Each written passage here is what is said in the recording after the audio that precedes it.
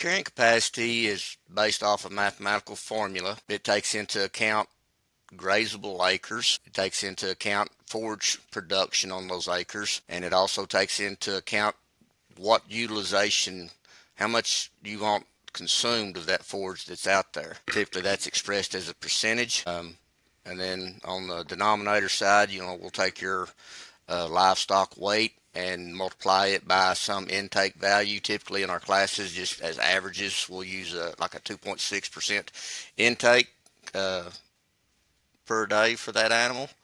And then, how many ever days we're planning on grazing, we'll multiply it by that and then divide the numerator by the bottom or the denominator. And that will give us the carrying capacity for our ranch. How many head our ranch will support underneath the terms we put in there.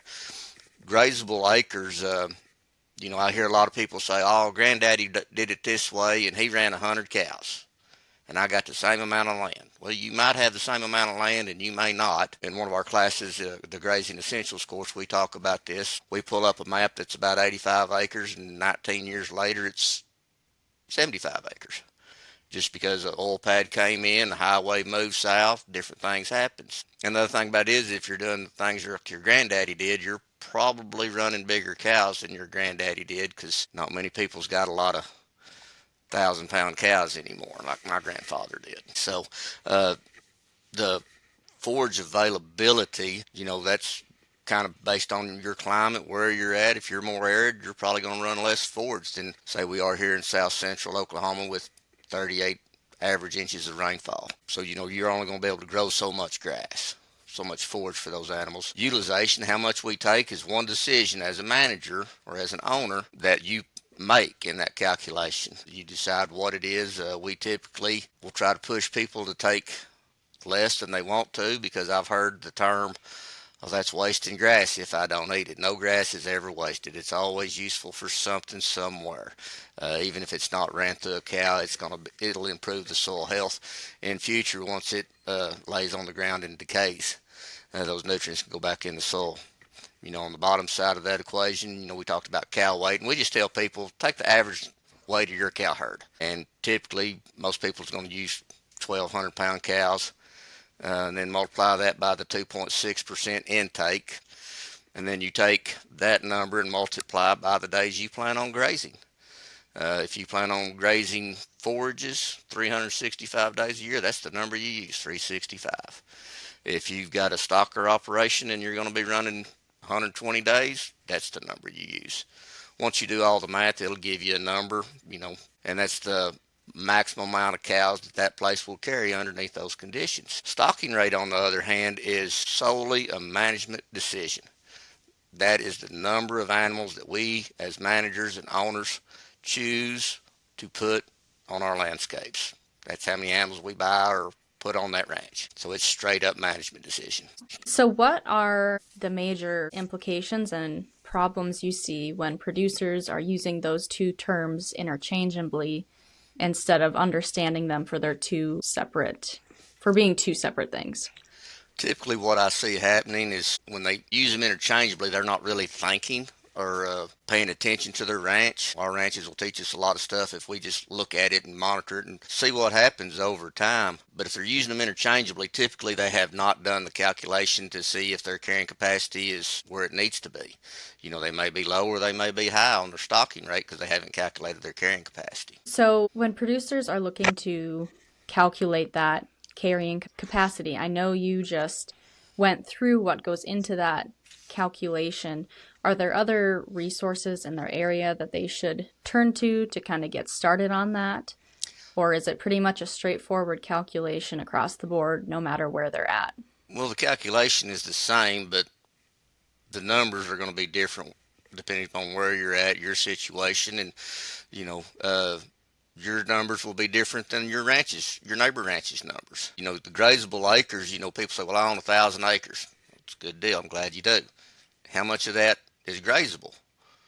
Well, 1,000 acres is. There's no roads on it. There's no barns on it. No lots on it. No houses. Very little brush or woods. So that's where people can get confused there. They figured on how many acres they own, not how many acres an animal can graze on it. Quite often, oil field pads, we have some of those here in South Central or Central Oklahoma. They don't think about those. They don't think about their lots. Well, if you do have brush, which we do have a lot here in the Cross Timbers region, we do have some control over the brush. We can go in and either strategically clear it with a dozer or something like that, or if we're very progressive and have a whole lot of patience, we could bring in some goats or something else that might eat some of that brush.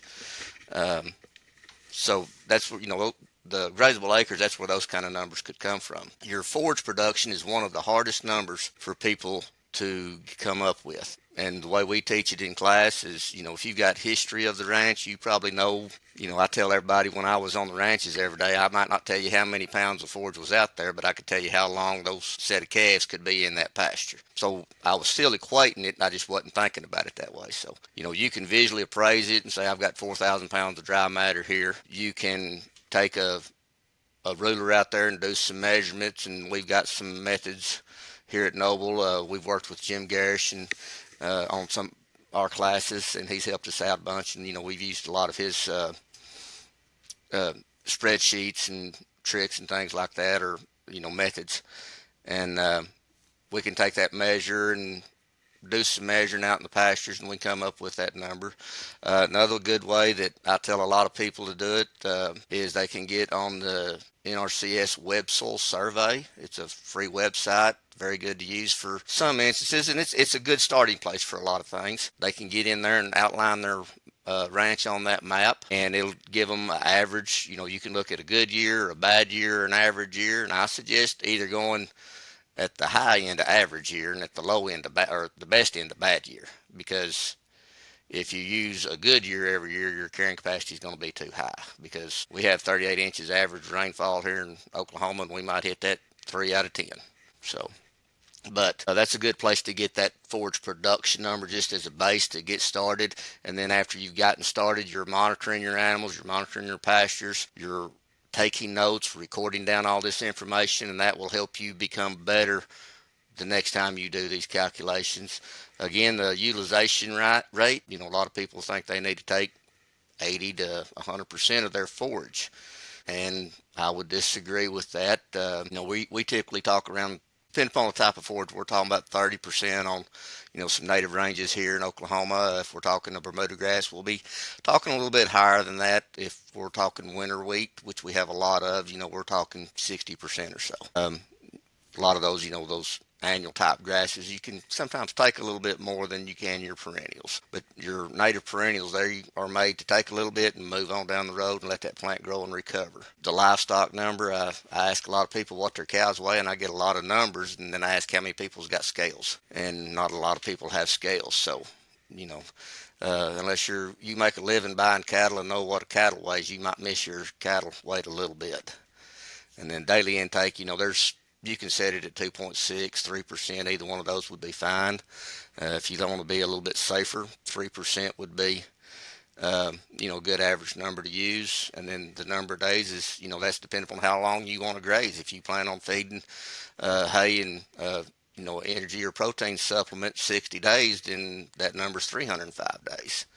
If you've got a lease that runs out in 9 months, you're looking at a 9-month or 270 days, how many ever days you're planning on grazing that landscape, where you put that number there. So, like I said, the carrying capacity calculations is some of the hardest math we teach.